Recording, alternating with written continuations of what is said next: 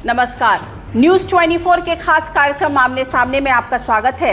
आज मेरे साथ है मोदी कैबिनेट के कद्दावर मंत्री रामविलास पासवान जी, जिनके पास फूड, कंज्यूमर अफेयर्स और पब्लिक डिस्ट्रीब्यूशन सिस्टम का मंत्रालय है। पर इसके साथ साथ उनका जो चेहरा है वो दलित नेता के तौर पर देश में सबसे ज़्यादा जाना जाता है। आपका बहुत बहुत स्वागत है इस प्रोग्राम में। सबसे पहले तो यही सवाल, और सबके जहन में ये सवाल उठ रहा है रामविलास जी, कि क्या बात है कि पिछले 6 महीनों से ऐसा लग रहा है कि दलित समुदाय जो है वो मोदी सरकार से उसकी दूरियां बहुत बढ़ गई हैं। ये क्या मसला क्या है? नहीं, देखिए, ये कहना गलत है और मैं कह नहीं सकता हूँ, लेकिन मोदी सरकार में यदि आप देखेंगे तो एक ऊना की घटना घटी और उस ऊना से भी बड़ी घटना जो है अभी बिहार में घटी।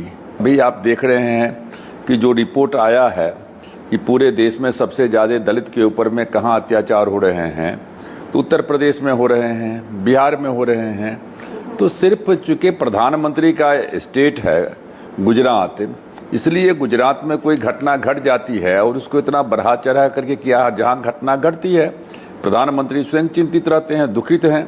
चाहे वो ऊना की घटना हो और बिहार की घटना हो, दोनों घटनाएं निंदनीय है। लेकिन इस पूरे मसले को अगर आप देखें तो इसका सिलसिला जो शुरू हुआ है वो रोहित वेमुला की सुसाइड से शुरू हुआ। ऊना की घटना के उसके पहले आप बीजेपी के जो उत्तर प्रदेश के उपाध्यक्ष थे दयाशंकर सिंह, उनकी टिप्पणी, तमाम बातें जो हैं वो सब बातें मिलके ऐसे लग रहा है कि एक दलित शक्ति उभर रही है और जिसको कहीं ना कहीं रोकने के लिए ये जो वृहत परिवार है वो सामने खड़ा है। अगर ऊना की घटना हुई तो गौरक्षक दल का कौन सपोर्टर? विश्व हिंदू परिषद किसका भाई भतीजा? आरएसएस। और मतलब कहीं ना कहीं तो एक जो वृहत परिवार है। रोहित वेमुला के लेकर के इतना तेवर दिखलाया गया, ठीक है, हम उसको विरोध नहीं करते हैं, लेकिन इसके पहले भी 11 दलित सुसाइड किए, तो उस पर क्यों नहीं, क्या कहते हैं, क्या आवाज उठाया गया?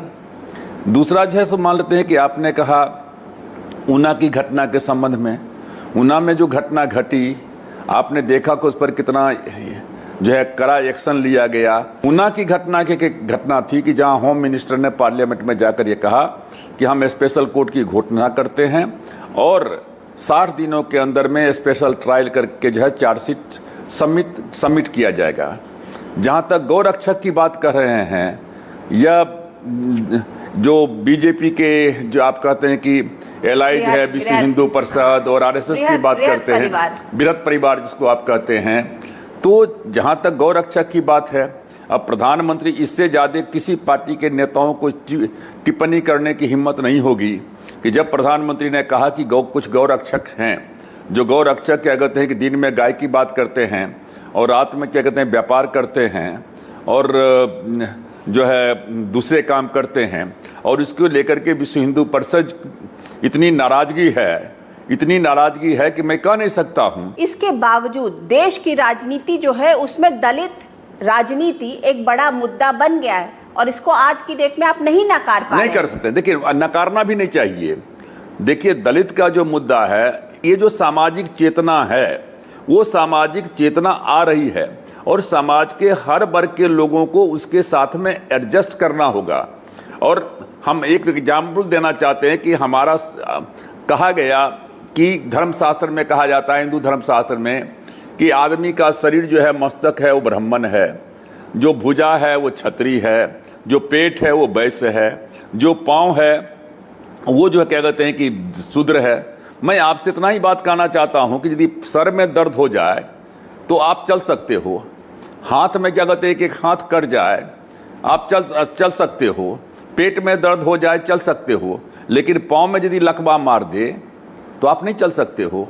जब मुंह खाता है तो वो नहीं सोचता है कि हमको सर बड़ा हो, वो सबसे पहले देखता है कि पाँव दर्द होने। बिल्कुल सही। लेकिन आज की डेट में इतना सब कुछ कहने के बावजूद प्रधानमंत्री ये कह रहे हैं कि एक सोशल मुद्दा है, इसका राजनीतिकरण नहीं होना चाहिए। इसके बावजूद राजनीतिकरण हो रहा है। कहीं ना कहीं इस सरकार में दलितों का सिरमौर जो है वो रामविलास पासवान है। तो ये इस राजनीति में आपको भी घसीटा जा रहा है। आलोचना से कभी डरना नहीं चाहिए। रामविलास पासवान का राजनीतिक जीवन एक दिन का नहीं है। 1969 में एमएलए बने थे, 47 साल का है। और चाहे क्या कहते हैं, जितनी भी घटनाएं घटी, चाहे बेल्ची की घटना हो या मान लेते हैं कि साउथ की घटना हो, सब जगह हमने लिया।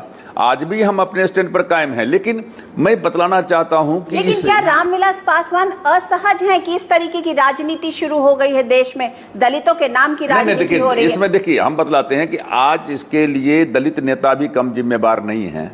मायावती का बयान लीजिए। मायावती जब चुनाव का समय क्या कहते हैं कि आता है, खत्म हो जाता है, तो उनका नारा लगना शुरू हो जाता है कि ठाकुर बनिया ब्राह्मण चोर, बकिए सब हैं DS4, तिलक तराजू और तलवार, इनको मारो जूता चार। और जब चुनाव का समय आता है तो उसी ब्राह्मण की पूजा करते हैं कि हाथी नहीं गणेश है, ब्रह्मा विष्णु महेश है। ब्राह्मण जब शंख बजाएगा, हाथी बढ़ता जाएगा। रामविलास, ये बताइए कि आपको लगता है कि जिस तरीके का दलित आक्रोश जो है वो कहीं ना कहीं एक आंदोलन का रूप ले लेगा? देखिए, दलित जो है समय समय पर जब भी आया है, आप झज्जर की घटना घटते हैं, जो बात आपने कहा, झज्जर की घटना में 5 दलित को सिर्फ इसलिए मार दिया गया था कि ये क्या कहते हैं कि गाय को क्या कहते हैं, गाय का खाल उतार रहे हैं। जो घटना ऊना में घटी, ऊना में दलित ने आत्महत्या किया, वहाँ क्या कहते हैं 5 दलितों को मारने का काम किया गया, आंदोलन खूब चला। साउथ में घटना घटी थी, वहाँ खूब आंदोलन। तो ये बात सही है कि जब भी कोई घटना घटती है, इंदिरा गांधी चली गई थी, जब बेल्ची की घटना घटी थी तो हाथी पर चढ़ कर गई थी, उसी से रिवाइवल भी हुआ था। तो दलित का जो मुद्दा है, मैं इस बात को फिर कहना चाहता हूँ, ये दलित का मुद्दा सिर्फ दलित का नहीं है। और दलित की लड़ाई सिर्फ दलित ही नहीं लड़ रहे हैं। आप यदि दलित की बात करते हैं, पूरे मीडिया के लोग जब दलित की बात करते हैं तो मीडिया में सब दलित ही तो नहीं है, मुश्किल से 0.1% होंगे। लेकिन लड़ाई होती है तो लड़ाई लड़ रहे हैं। तो इसको सिर्फ दलित के मुद्दा को दलित का काउज बनाना। लेकिन सीजन्ड दलित नेता होने के नाते क्या आपको लगता है कि दलित आंदोलन अब एक नई दिशा की तरफ जाएगा? देखिए, हम उसमें नई दिशा की बात नहीं करते हैं। दलित आंदोलन कोई नई दिशा की ओर नहीं जाएगा, सीधी सी बात है।